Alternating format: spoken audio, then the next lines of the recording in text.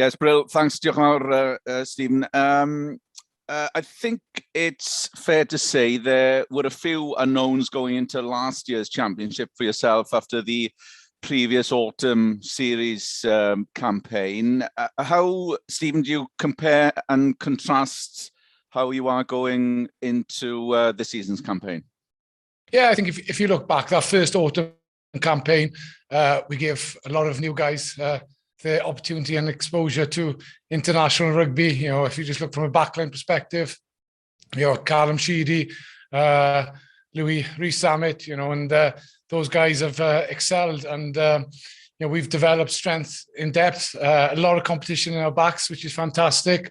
And thankfully, that's increased over the last 18 months. So, you know, we're in a good place, and we've got a very competitive group who push standards forward and challenge themselves daily. So, from that perspective, we look back on what we achieved 2 years ago, 18 months ago in that autumn series, and it was a good foundation for us.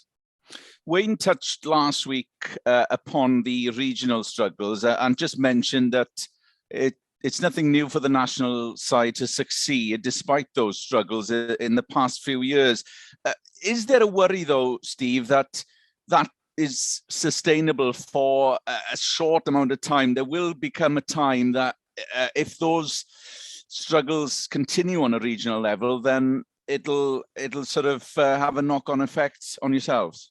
I think, you know, it's a difficult one to answer. All we can say is, you know, the players we've had come in here from the regional game, you know, whatever age, however much experience they've had, they really have excelled, you know, and, you know, they realise it's a very elite environment here, a very competitive environment. And, you know, once they're in here, they push their standards, and as players, they push themselves forward. And, you know, all I know is we've got world-class players in this squad, and, you know, we've got good youngsters, a good blend of experience. I know they play week in, week out to their region, but when they come in here, they're exceptional, I got to be honest. Just a few housekeeping questions, injury-wise. How are you in terms of injuries, and in particular, perhaps Willis Halaholo? Yeah, obviously, you know, I'm not sure if you're aware, Willis picked up a little strain or something with his hamstring, but, you know, we're training now as a group. We're really healthy, and, you know, that's what we want. You know, we want a healthy group to pick from. It has a, you know, knock-on effect on how we train and drive our standards, and how competitive we are in our training environment. So it's good news from that perspective. I know Josh Adams is someone you've tried to look at in that position. How viable an option is he to slot in?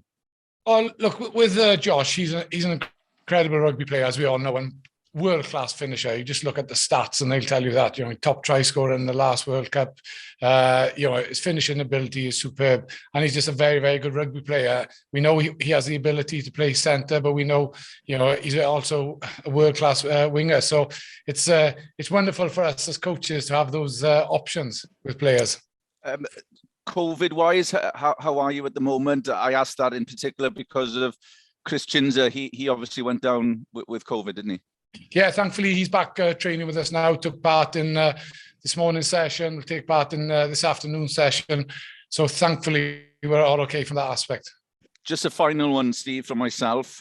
In Dan Biggar, you have someone obviously who has a wealth of experience you've turned to for the captaincy. But given how pivotal the 10 position is, as you well aware, are you worried at all by the extra burden that he'll have to take on?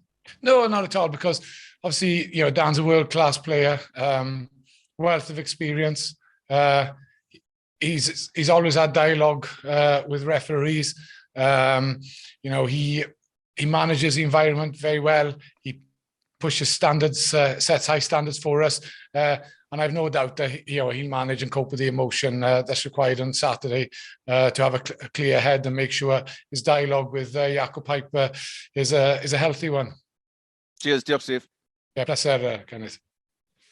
Okay, so Matt, coming to you next, then Geraint, and then we'll move to Welsh. Hi, Steve.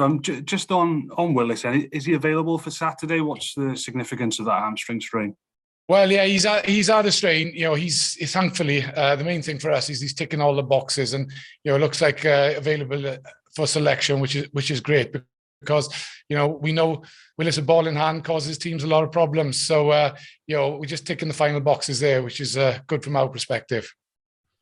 And similar theme, Ross Moriarty obviously got some game time last weekend for the Dragons. The kind of player I guess you'd want at your disposal for going to Dublin, physical guy.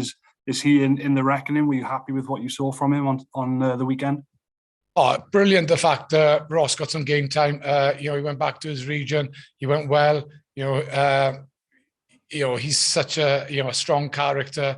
You know, loves the physical side of the game. You know, we know it's going to be physical on Saturday against Ireland, and you know, Ross is you know, excellent in our group, and thankfully, you know, he's healthy. He came through some game time, so he's available for selection. That's great from our aspect. Oh, that's good for me for now. Thanks, Steve. Yeah, it's a pleasure. Thank you. Okay, Geraint. Hi, Stephen. Hi, Geraint. Hi there.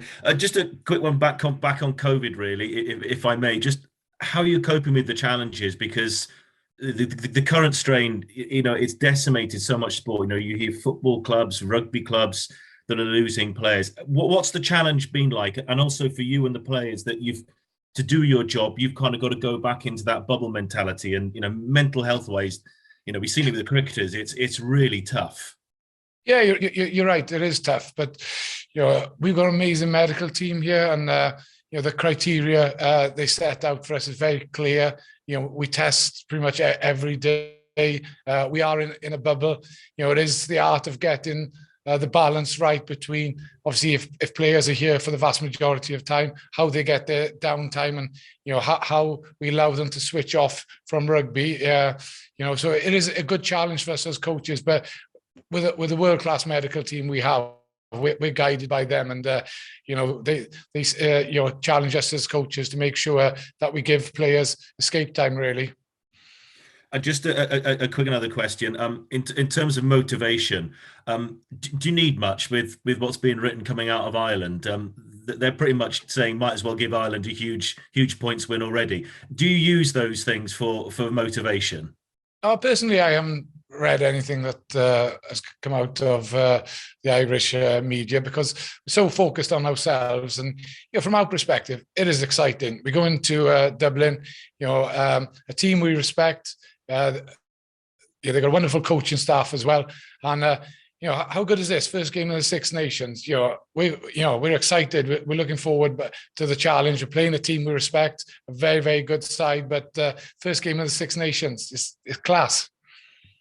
Great stuff, Stephen. All the best. Good luck for the weekend. Thanks ever so much. Thank you, Jahor. Thank you. So we will now move to the Welsh live.